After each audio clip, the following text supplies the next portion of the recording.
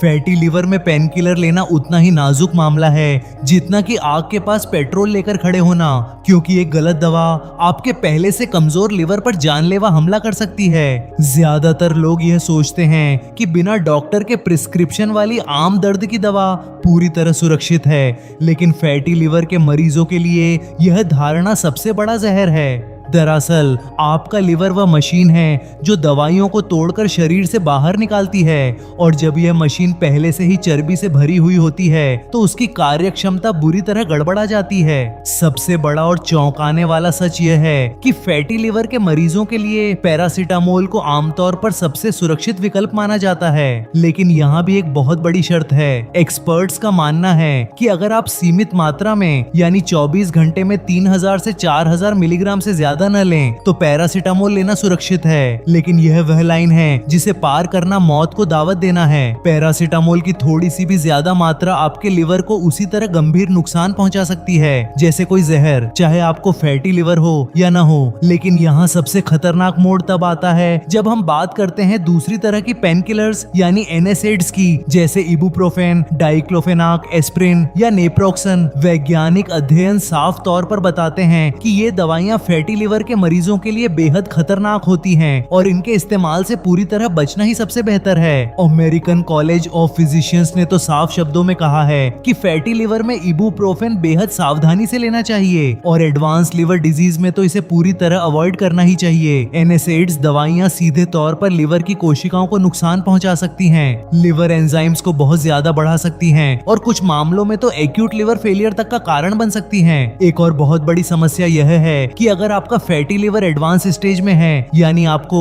Cirrhosis हो चुका है तो एनएसएड्स आपके किडनी को भी बर्बाद कर सकती हैं। सिरोसिस के मरीजों में एनएसएड्स लेने से पेट में भयंकर ब्लीडिंग का खतरा भी कई गुना बढ़ जाता है, क्योंकि ये दवाएं खून के थक्के जमने की प्रक्रिया को बाधित करती हैं। यहाँ एक और सच्चाई है जो बहुत कम लोग जानते हैं, वह यह है कि अगर आप शराब पीते हैं तो पैरासीटामोल भी आपके लिए बहुत खतरनाक हो सकता है। शराब और पैरासीटामोल का यह कॉम्बिनेशन लिवर के लिए किसी जहर से कम नहीं है, क्योंकि शराब लिवर में उन एंजाइम्स को एक्टिव कर देती है जो पैरासीटामोल को ज्यादा मात्रा में टॉक्सिक फॉर्म में बदल देते हैं। एक और बहुत अहम बात, अक्सर लोग सर्दी जुकाम की आम दवाइयों में छुपे पैरासीटामोल को पूरी तरह नजरअंदाज कर देते हैं और इस तरह अनजाने में ओवरडोज कर बैठते हैं। सबसे बेहतर यही है कि अगर आपको फैटी लिवर है और आपको दर्द की दवा लेना जरूरी है तो पहले अपने डॉक्टर से इस बारे में विस्तार से चर्चा जरूर करें। डॉक्टर आपके लिवर की गंभीरता को देखते हुए या तो पैरासीटामोल की सुरक्षित खुराक बताएंगे